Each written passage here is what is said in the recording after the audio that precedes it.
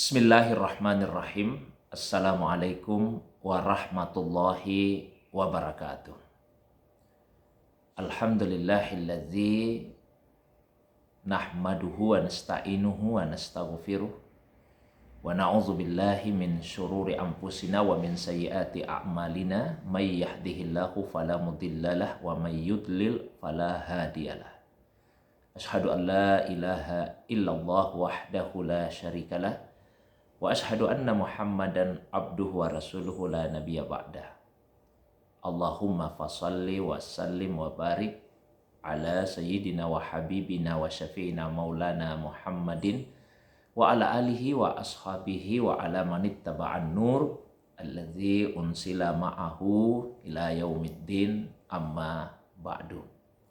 Saudaraku sekalian yang semoga kita semua dirahmati, dimuliakan oleh Allah Subhanahu wa taala. Alhamdulillah, segala puji tentunya hanyalah miliknya Allah Subhanahu wa taala semata-mata. Allah yang telah melimpahkan begitu banyak nikmat kepada kita semua. Allah yang telah mengaruniakan aneka macam rezeki dan memerintahkan kepada manusia untuk berusaha keras mencari karunia dan rezeki dari Allah Subhanahu wa taala tersebut. Salawat dan salam semoga senantiasa tercurah kepada kekasih kita Rasulullah Muhammad sallallahu alaihi wasallam. Begitu pula kepada keluarga beliau, para sahabat dan pengikutnya yang senantiasa istiqamah menghidupkan sunnah Nabi sallallahu alaihi wasallam. Beliaulah Nabi yang telah mengajarkan kepada kita bagaimana semestinya menjalani hidup di dunia ini sehingga kita bisa mendapatkan kebahagiaan, kebaikan, keselamatan di dunia, kebaikan di dunia, kebahagiaan di dunia, dan juga kebahagiaan di akhirat kelak. Bagaimana supaya kita selalu berdoa kepada Allah Subhanahu wa taala agar Allah memperbaiki urusan dunia kita sebagai tempat untuk mencari kehidupan yang layak, dan semoga Allah memperbaiki akhirat kita sebagai tempat yang akan kita tuju nantinya. Saudaraku yang dirahmati, dimuliakan oleh Allah Subhanahu wa taala. Hari ini tanggal 1 Mei biasa diperingati sebagai Hari Buruh. Kalau kita merujuk kepada Undang-Undang Ketenagakerjaan, maka buruh didefinisikan sebagai setiap orang yang bekerja dan mendapatkan upah atau penghasilan dalam bentuknya yang lain.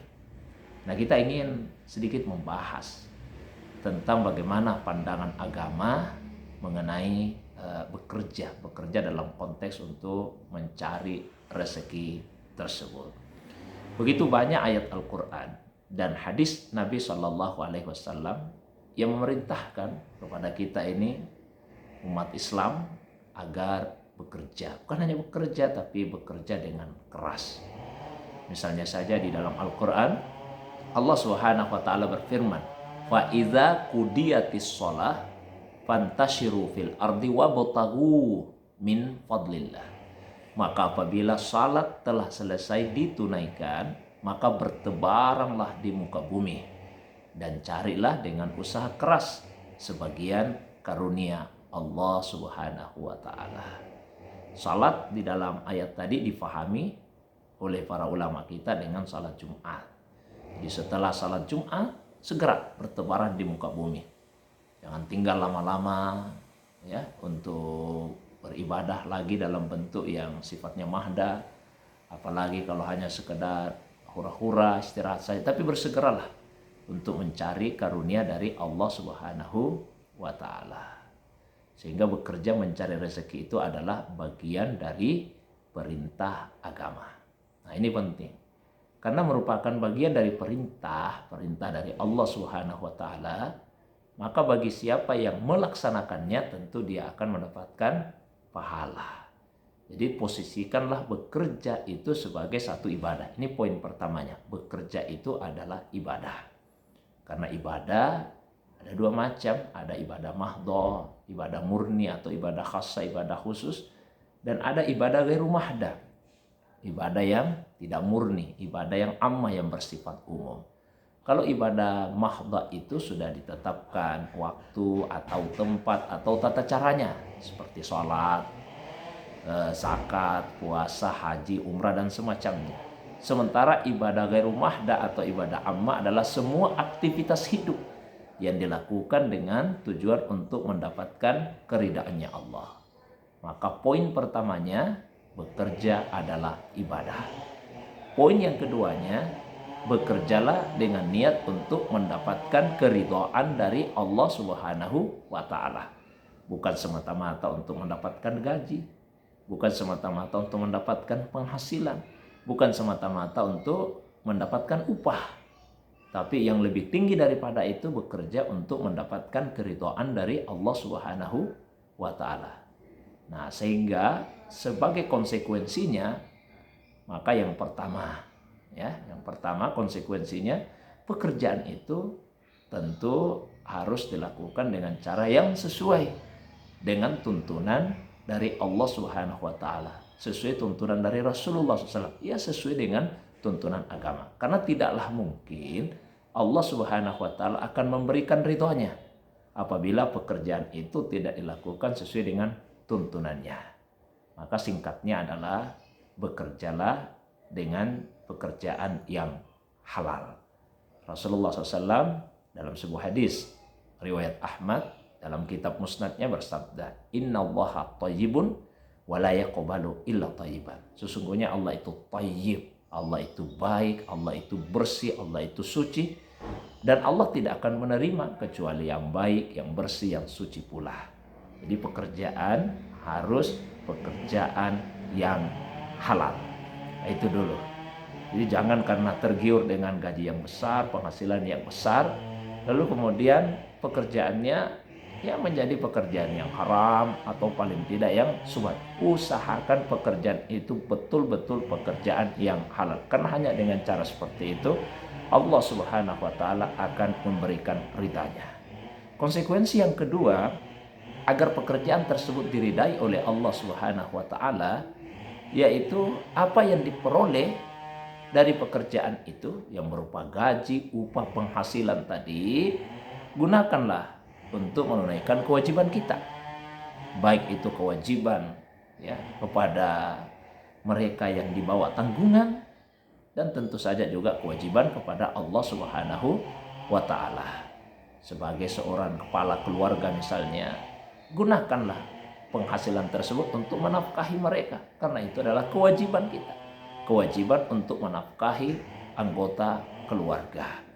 Dan setiap satu suap yang dimasukkan oleh istri ke dalam mulutnya, maka suami itu mendapatkan pahala sedekah darinya. Ini luar biasa agama kita. Jadi bekerja, hasilnya kemudian digunakan untuk memenuhi kewajiban kita, nafkahi keluarga. Kemudian selain itu, gunakan juga sebagian dari penghasilan tersebut untuk melakukan ibadah maliyah, ibadah harta. Tunaikan zakatnya, perbanyak infak sedekah. Kalau memungkinkan kita laksanakan ibadah umrah, ibadah haji, dan bentuk-bentuk ibadah maliyah, ibadah harta yang lainnya. Saudaraku yang semoga dirahmati, dimuliakan oleh Allah Subhanahu wa Ta'ala. Yang berikutnya, yang ketiga, Nabi SAW pernah ditanya, ayul kasabi atyab, pekerjaan apa yang paling bagus ya Rasulullah? Penghasilan seperti apa yang paling baik ya Rasulullah? Jadi pertanyaan itu kita bisa simpulkan bahwa kasab atau penghasilan itu ada yang sangat baik, ya ada yang mungkin kurang baik, ya tentu juga ada yang tidak baik. Apa jawaban Nabi ketika ditanya pekerjaan apa, penghasilan apa yang paling baik? Nabi jawab, amalur rajuli biyadihi wa kullu bai'in mabrur. Pekerjaan seseorang dengan tangannya sendiri, dan semua jual beli yang mabrur, semua jual beli yang baik. Jadi hasil penghasilan kita, pendapatan kita yang paling baik yang diperoleh melalui usaha sendiri. Karena kadang-kadang ada yang kita peroleh itu bukan melalui usaha sendiri. Nah, itu kurang baik. Misalnya yang diperoleh melalui warisan, apalagi kalau sampai ada perselisihan dulu dengan anggota keluarga yang lain. Mungkin hak kita, Tapi karena diperoleh dengan cara berselisih sampai ada konflik antar keluarga, antar saudara, nah itu perolehan harta yang kurang baik. Perolehan harta yang baik, amalur rajul biyadi, pekerjaan seseorang dengan tangannya sendiri. Dan perlu difahami bahwa ini juga adalah sunnah dari nabi-nabi yang terdahulu. Nabi Zakaria, ya, beliau juga bekerja. Nabi Daud alaihissalam. Nabi Daud itu seorang pandai besi. Nah, sehingga Nabi Daud sering diabadikan namanya dalam konteks orang yang bekerja dengan tangannya sendiri. Rasulullah SAW sendiri pun sebelum diangkat jadi Nabi, beliau banyak melakukan pekerjaan. Beliau menjadi penggembala, beliau juga menjadi pedagang, dan seterusnya. Yang berikutnya, saudaraku yang dirahmati, dimuliakan oleh Allah Subhanahu wa taala, lakukanlah pekerjaan kita dengan jujur, dengan amanah. Karena orang-orang yang bekerja dengan jujur, insya Allah nanti akan dikumpulkan di hari kemudian bersama-sama dengan para nabi, kemudian orang-orang yang mati syahid, orang-orang yang gemar melakukan amal-amal soleh. Peganglah prinsip kejujuran dalam setiap pekerjaan yang diamanahkan kepada kita, dan lakukanlah pekerjaan itu secara profesional. Nah, yang terakhir, ini yang penting juga. Jika misalnya dalam melakukan pekerjaan tersebut kemudian dirasakan ada hal-hal yang kurang berkenan, boleh saja kita menyampaikan keluhan itu, tapi sampaikanlah dengan cara yang beradab, dengan cara yang baik kepada siapa saja.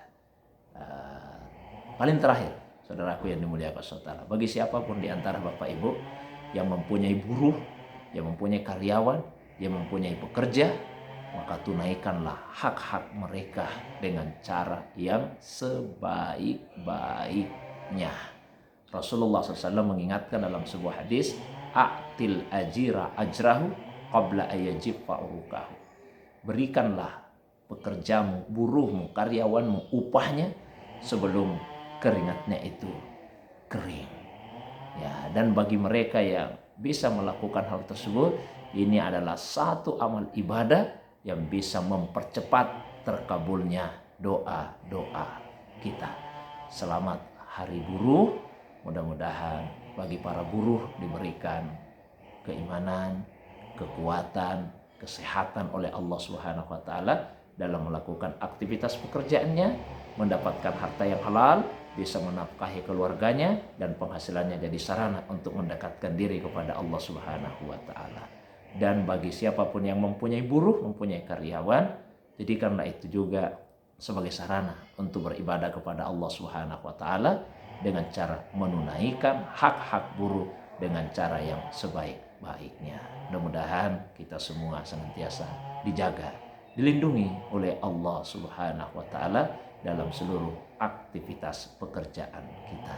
Demikian, subhanakallahumma bihamdik, asyhadu an la ilaha illa anta, astaghfiruka wa atubu ilaik. Wassalamualaikum warahmatullahi wabarakatuh.